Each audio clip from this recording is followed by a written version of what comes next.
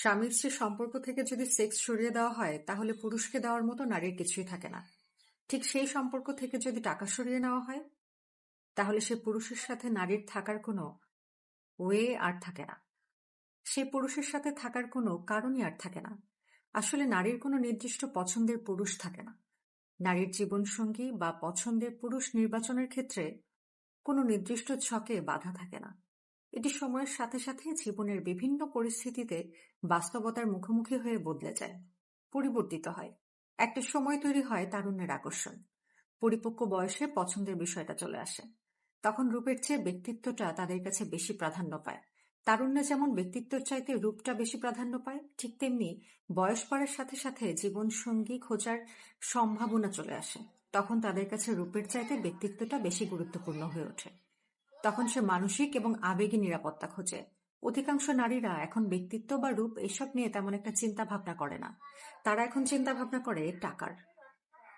যেমন পুরুষ টাকা রোজগার করে সবাইকে নিয়ে একসাথে বসবাস করার চিন্তা ভাবনা নিয়ে, সে সবাইকে নিয়ে বসবাস করতে চায়, এই জন্য পুরুষ টাকা আয় করে। আর নারী যখন আয় করে তখন সে নিজে একা থাকার জন্য পথ খোঁজে। নারী আয় করে শুধু নিজের জন্য। নারী নিজের স্বামীর চাইতে পরপুরুষের প্রতি বেশি আকৃষ্ট হয় তার গায়ের সুগন্ধি দিয়ে, তার পোশাক আশাক, তার চকচকে জুতা, তার স্মার্টনেস, কথাবার্তা, তার রোমান্টিক রোমান্টিক ভাব, হ্যান্ডসাম। একজন নারী যেই ব্যবহার তার স্বামীর সাথে কোনোদিন করেনি, এত আন্তরিক, এত অমায়িক, এত ভদ্রতার সাথে সে কোনোদিন তার স্বামীর সাথে কথা বলেনি। অথচ বাইরে একটি পুরুষের সাথে সে এমনভাবে কথা বলে যেন সে পৃথিবীর সর্বশ্রেষ্ঠ এক ভদ্র মহিলা, অমায়িক এক নারী সত্তা। যেহেতু তার সাথে তার প্রতিদিনের সংসার করতে হয় না, তাই তার পিছনে তার কোনো সংগ্রাম করতে হয় না, শ্রম দিতে হয় না, ঠিক যেন সিনেমার পর্দার মতো শুধু সুন্দর অংশটুকুই দেখা যায়।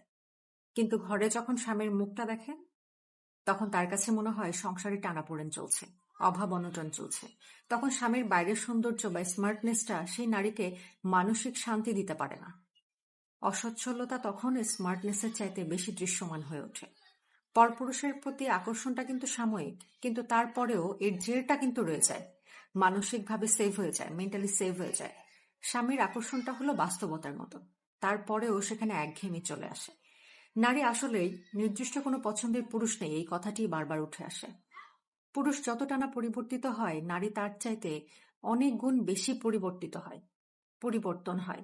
কার্ল মার্কসের দর্শন কি বলে?